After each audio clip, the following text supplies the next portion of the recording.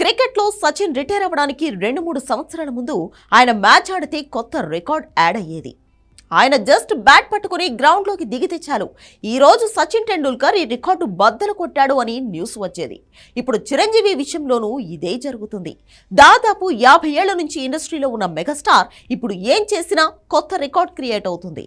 4.5 దశాబ్దాలకు పైగా ఇండియన్ సినిమాలో తనకంటూ ప్రత్యేకమైన స్థానం సంపాదించుకున్న చిరంజీవి ఎన్నో జనరేషన్స్ కు స్ఫూర్తిగా నిలిచారు.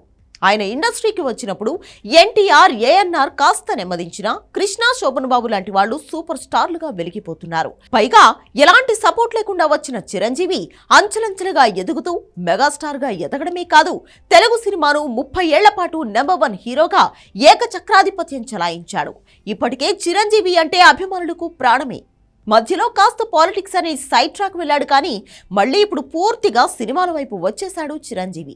గత ఏడాది కాలంగా ఎన్నో వరుస గౌరవాలు, సత్కారాలు వెతుక్కుంటూ మరీ వస్తున్నాయి.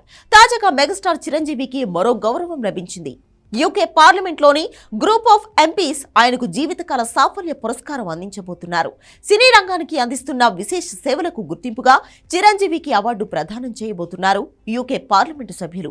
ఈ అవార్డు ప్రదాన ఉత్సవం కోసం మార్చి 19న యూకే వెళ్లనున్నారు చిరంజీవి. ఇది మాత్రమే కాదు, 2024 మొదట్లో ఈయనకు దేశంలోనే 2వ అత్యున్నత పురస్కారం పద్మ విభూషణ్ వచ్చింది.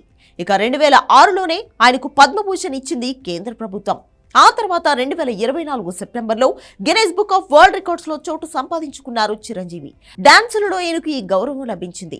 అక్కినేని శత జయంతి వేడుకల్లో ఏఎన్ఆర్ నేషనల్ అవార్డు కూడా చిరంజీవికే వచ్చింది. ఇలా కొన్ని సంవత్సరాలుగా పర్సనల్ లైఫ్ లో ఎన్నో మైల్ స్టోన్స్ అందుకుంటున్నారు మెగాస్టార్. ఇది చూసి ఆయన అభిమానులు కూడా సంబరపడుతున్నారు.